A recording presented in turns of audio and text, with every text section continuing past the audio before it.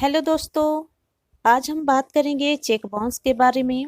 शायद हम में से कोई भी ऐसा व्यक्ति नहीं होगा जिसने चेक बाउंस के बारे में नहीं सुना हो, क्योंकि आज के समय में सभी लोग बैंक से लेन देन करते हैं और अक्सर चेक द्वारा ही लेन देन किया जाता है। हो सकता है कि आपने कभी चेक बाउंस होने की समस्या का सामना किया हो, और यदि आपको चेक बाउंस के बारे में नहीं पता है तो फिर आपको चेक बाउंस क्या होता है और चेक बाउंस होने पर किन समस्याओं का सामना करना पड़ सकता है, ये सारी चीज़ें आपको जानने की ज़रूरत है। क्योंकि कई बार पूरी जानकारी न होने से आपको काफ़ी परेशानी का सामना करना पड़ जाता है।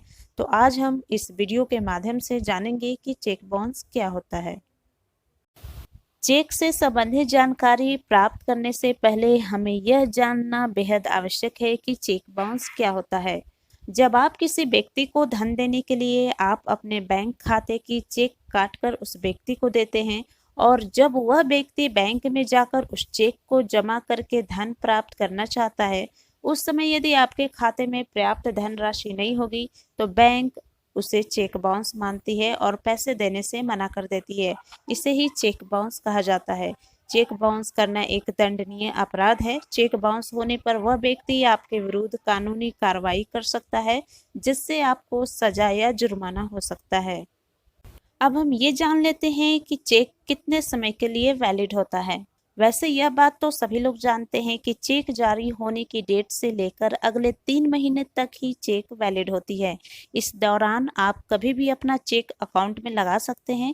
यदि आपने 3 महीने बाद चेक लेकर बैंक जाएंगे तो बैंक आपका चेक क्लियर नहीं करेगा, क्योंकि यह चेक अमान्य हो जाता है और उस चेक की कोई वैल्यू नहीं रह जाती है, जिसके कारण आपको खाली हाथ ही बैंक से वापस आना पड़ेगा।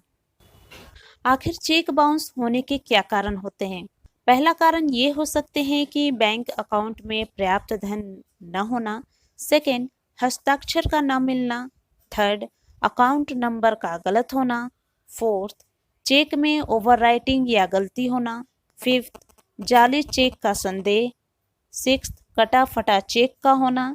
चेक की तारीख के साथ जारी न करना।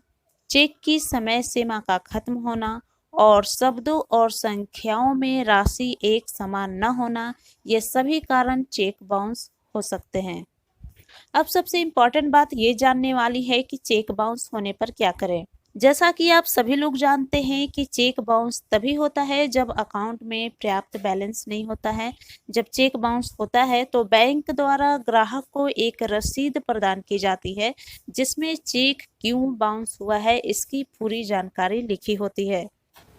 ज्यादातर मामलों में चेक बाउंस अकाउंट में बैलेंस न होने से ही होता है। चेक बाउंस होने की स्थिति में 30 दिन के अंदर देनदार को एक लीगल नोटिस भेजना होता है, यानी कि 30 दिन के अंदर जिसने आपको चेक दिया है उसे एक लीगल नोटिस भेजना होता है। इसके लिए किसी वकील की भी मदद ली जा सकती है। इसके बाद भी यदि चेक जारी करने वाला आपको पैसे नहीं देता है तो आप नोटिस भेजने के 15 दिन बाद जिले के कोर्ट में किसी वकील की मदद से केस दर्ज करा सकते हैं, जिसके बाद कोर्ट आरोपी व्यक्ति को सजा के साथ जितनी राशि की चेक होगी उसका डबल यानी उसका दुगना दंड सुना सकते हैं। इसलिए यदि चेक बाउंस हो जाता है तो सही समय पर कार्रवाई करने से आपका पैसा डूबने से भी बच जाएगा और संबंधित आरोपी को दंड भी मिल जाएगा। अब हम ये जान लेते हैं कि चेक बाउंस होने पर क्या कार्रवाई की जा सकती है। चेक बाउंस होने की स्थिति में बैंक द्वारा ग्राहक को एक रसीद प्रदान की जाती है, जैसा कि मैंने आपको पहले बताया, जिसमें चेक बाउंस क्यों हुआ है इसके बारे में पूरी जानकारी दी जाती है। बैंक द्वारा इस रसीद में लिखी तारीख के अंदर 3 महीने के अंदर फिर से चेक जमा करने को कहा जाता है, लेकिन यदि ग्राहक कानूनी तौर पर कार्रवाई करना चाहता है तो चेक बाउंस होने की रसीद प्राप्त होने के 30 दिनों के भीतर चेक जारी करने वाले व्यक्ति को नोटिस भेजा जाता है, जिसमें मुख्य रूप से सभी अहम तथ्य जैसे चेक डिपॉजिट करने की डेट, चेक का अमाउंट और चेक कब बाउंस हुआ, यह सभी जानकारी दी जाती है। यदि लीगल नोटिस भेजने के बाद 1 महीने के अंदर चेक जारी करने वाला व्यक्ति लेनदार को पेमेंट नहीं करता है तो लेनदार निगोशिएबल इंस्ट्रूमेंट एक्ट के सेक्शन 138 के अंतर्गत आपराधिक शिकायत दर्ज करा सकता है। आपराधिक केस दर्ज कराने में सबसे ध्यान देने वाली बात यह है कि लेनदार को 30 दिन के अंदर ही अपनी शिकायत कोर्ट में दर्ज करानी होती है।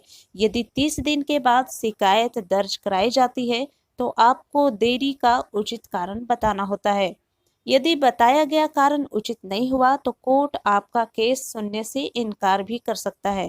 कोर्ट द्वारा सुनवाई करने पर यदि देनदार दोषी पाया जाता है तो उसे चेक बाउंस होने के दंड के रूप में चेक की धनराशि का दोहरा जुर्माना और 2 साल की सजा सुनाई जा सकती है। यहाँ पर हमने बात की है सेक्शन 138। सेक्शन 138 क्या है? यदि जारी किया गया चेक अकाउंट में पर्याप्त बैलेंस न होने के कारण बाउंस हो जाता है तो यह एक अपराध की श्रेणी में आता है, जिसके लिए चेक जारी करने वाले व्यक्ति को 2 साल की सजा और चेक अमाउंट की दोगुनी रकम का जुर्माना हो सकता है। लेकिन इसके लिए कुछ शर्तें भी निर्धारित की गई हैं। जैसे फर्स्ट है, चेक बाउंस होना अपराध की श्रेणी में तभी आता है जब बैंक में 6 महीने या उतने समय के अंदर पेश किया गया हो जितने समय तक उसकी वैलिडिटी है। सेकंड, चेक प्राप्त करने वाले व्यक्ति द्वारा बैंक में चेक बाउंस होने की जानकारी मिलने के 30 दिनों के अंदर चेक जारी करने वाले व्यक्ति को लीगल नोटिस भेजकर बताया जाना चाहिए कि आपका चेक बाउंस हो गया है और चेक अमाउंट का पेमेंट किया जाए। थर्ड, यदि चेक जारी करने वाला व्यक्ति लीगल नोटिस प्राप्त करने के 15 दिनों के अंदर चेक अमाउंट का पेमेंट ना करे तब चेक प्राप्त करने वाले व्यक्ति आगे की कार्रवाई कर सकता है।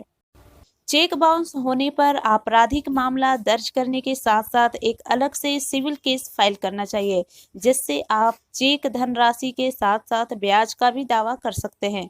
आप सिविल केस उसी शहर में फाइल कर सकते हैं जहां पर आप रहते हैं या जहां पर आपने चेक जमा किया है। और सबसे इम्पोर्टेंट यानी ध्यान देने वाली बात यह है कि यदि चेक आपको गिफ्ट या डोनेशन के तौर पर जारी किया गया है तो आप केस फाइल नहीं कर सकते हैं। तो दोस्तों, यह थी चेक बाउंस से जुड़ी इम्पोर्टेंट जानकारी। यदि आपको चेक बाउंस होने पर क्या करें और चेक बाउंस होने पर क्या सजा मिलती है, यह सारी जानकारी आपको अच्छी लगी तो हमें ज़रूर बताएं और अपने दोस्तों के साथ शेयर करना ना भूलें।